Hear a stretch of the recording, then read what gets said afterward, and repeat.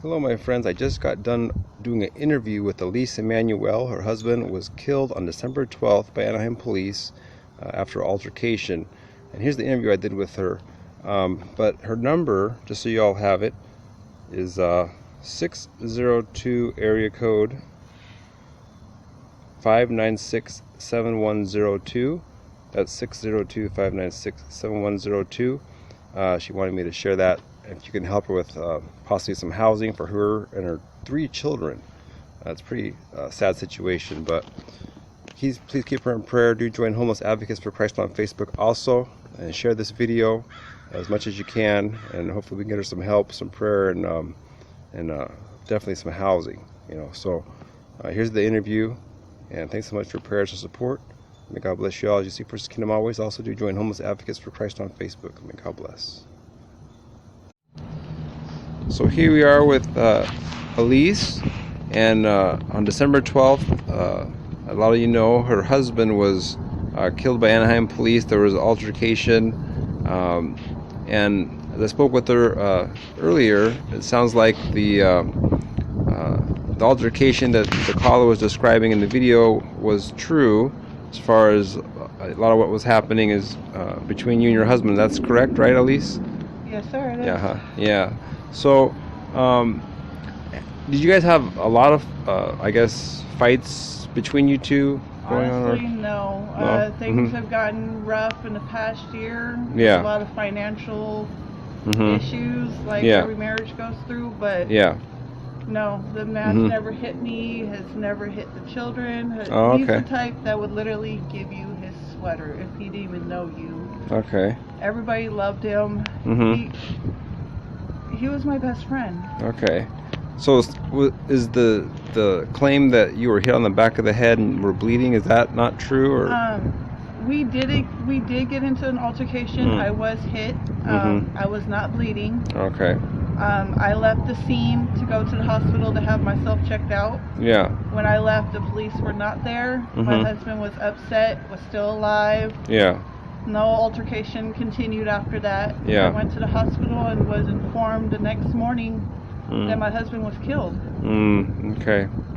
So, maybe you want to share a little bit about the reason why you want to do this video. Maybe you can explain. Go ahead. The reason why I want to do this video today is because I want to get the good vibes out about my husband.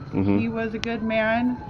I want the community to know that he was not no criminal. He may have had a past, but honestly, that's your past. You can't blame someone for last week or last month. You have to blame them for what they've done today.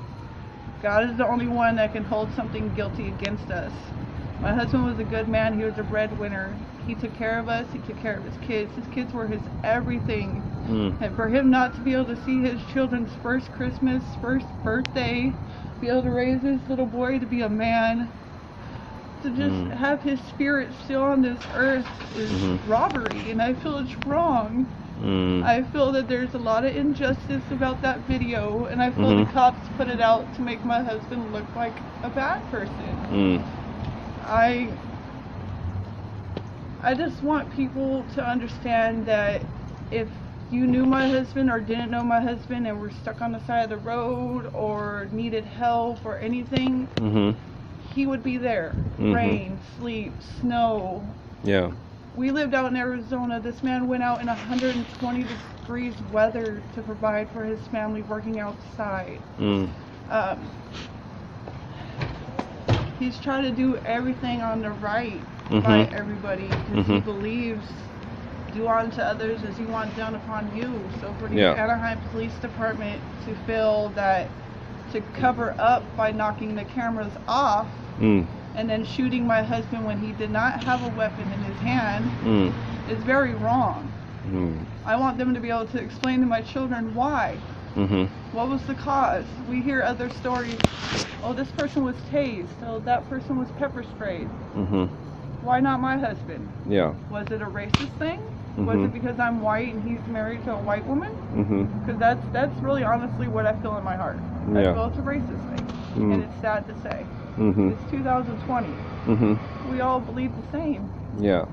You're breathing the same air I'm breathing. How dare they make judgment on my husband and kill him? That was my best friend. Sorry. Yeah, it's gotta be hard. I'm sorry. It's okay. It's okay. I want people to understand he is not an animal. That day was a bad day. Everybody has a bad day. Yeah. Judges have bad days. Cops have bad days. Everybody has a bad day. Yeah. But he should still be alive. Yeah. He should still be alive to take care of him. Take care of his other children. We have 2 other children. My 13-year-old daughter is going to be raised without a father. Not being able to go to father-daughter dances. Nothing. Yeah. And I feel it's very unfair. It's tough. So, I guess really one of the tough questions too when we're looking at that video that the police sent out is, did he really reach for the gun or not? And for me watching the video, it was really hard to see if that really happened or not. And ultimately, I guess God knows, of course. Unfortunately, like you said, a couple of the cameras looked like they were blacked out at certain points, which makes me wonder, did that really happen the way that they said, that the cameras were flipped over or not? Yeah, because if you notice at the end of the video, the officer says, "I have your gun." So when did you get his gun? Did you get his gun during the altercation and you guys made a mistake? Did you get the gun after? And the thing I don't understand is that the 2 officers shot him 6 times, and the officers that shot him were the ones that had the no cameras. So I feel it's a cover-up in some kind of way. It's like, how is 2 cameras knocked off, and you guys are the ones that get to shoot him 6 times? And then you guys prove that he doesn't have the gun by saying it verbally. I have your gun.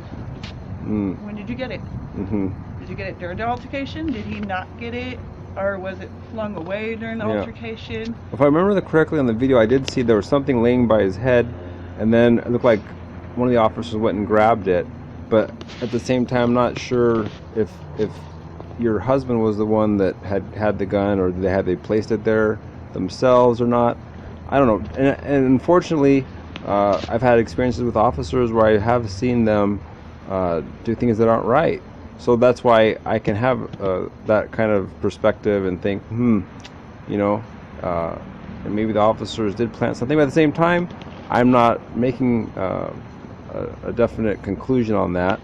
And maybe, he did reach for the gun. I don't know. I can't see. I don't understand why they're even there for that long anyways. If you're there for domestic violence and the person's not there and you have no proof, yeah, you're investigating. You take what he said and you leave. You don't keep harassing him, following him through the apartments, keep on knocking at his door. There wasn't the hospital calling saying, "Oh yeah, we got Elis over here bleeding to death over here in La Palma Hospital," Nobody called, nobody said anything to the police department. He didn't have his phone, so nobody reached out, no one cared about him. They're like, "Oh, we shot him. On to the next person we want to kill. We're not going to contact anybody." My mom had to call me the next day and tell me my husband was dead. Yeah, that's really I tough. didn't get a chance to say goodbye. I didn't get a chance to be by his side. I didn't get notified anything. Yeah, that's really And another hard. thing that I don't understand is if I have actual physical text messages about almost 10:30, 10:27 of my husband saying stuff to me when I'm looking outside the window at him, how are the cops saying they're there at 10:35 when I'm not leaving the actual apartment complex out of the parking garage until 10:43? How is that? Yeah. And there were no cops there when I left. No cops were called, nobody was there, and I left with my daughter to the hospital. So it's like, when did you guys get there? When did you guys kill my husband? Why did you guys go there? Like, I don't get it. Because if you notice the phone call says there's someone trying to get into my house. Then when they get there, oh no, it's a domestic violence. It's like, wait, what is it? No, were you in the house when that call was made? No. I had left. Okay. And why would the caller say that the person was named, it sounds like Eli or Elis? I think they said that. Because that's probably what he was doing. He was probably calling out for me. Oh. Because during the altercation, I went into her apartment.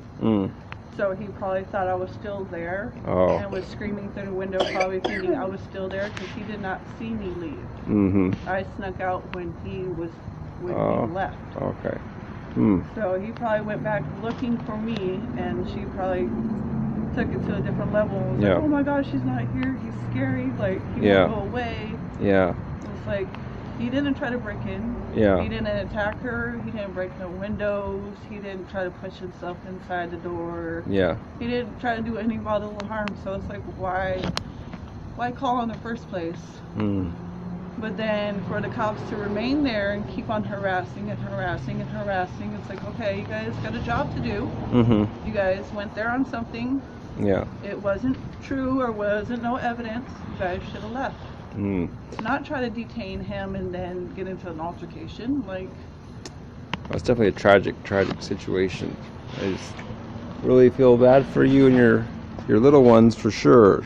Yeah. It's really tough. Because of the Anaheim Police Department, I'm now staying with family. I've lost my residence. I've lost my job. My children have lost their doctors, their school, pretty much everything. My whole life gone. And I feel it's very unfair for people. Oh, he's an animal, that's why. It's like, no. The Anaheim Police Department are animals. Honestly, they are. They're choking out people to death.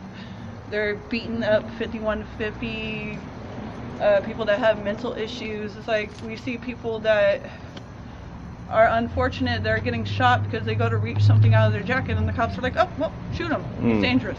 Yeah. And we're supposed to say they're safe.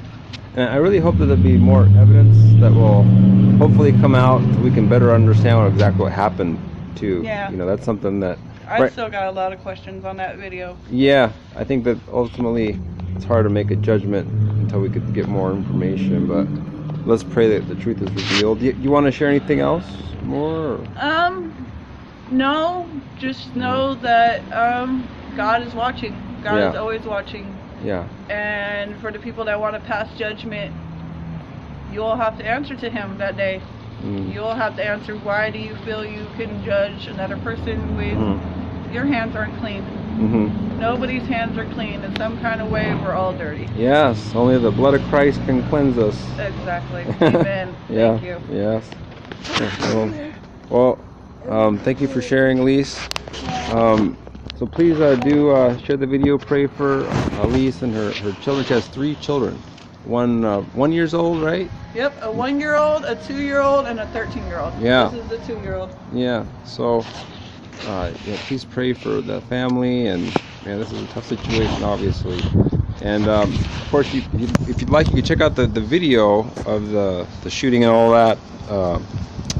If you're interested, I'll give you the website here. It's actually at the Orange Juice blog. Emmanuel killed by APD 2 weeks before Christmas. If you look it up online, you'll see it. In the article, you can scroll down, you'll see the video of the shooting. So maybe comment after you watch that, and share the video, and of course do join Homeless Advocates for Christ as well. That's my Facebook group. And pray for the homeless, of course, and for the police department as well. The truth is revealed ultimately, and that real justice is done. So thanks for your precious support. May God bless you all. Just seek first His kingdom always. Bye-bye.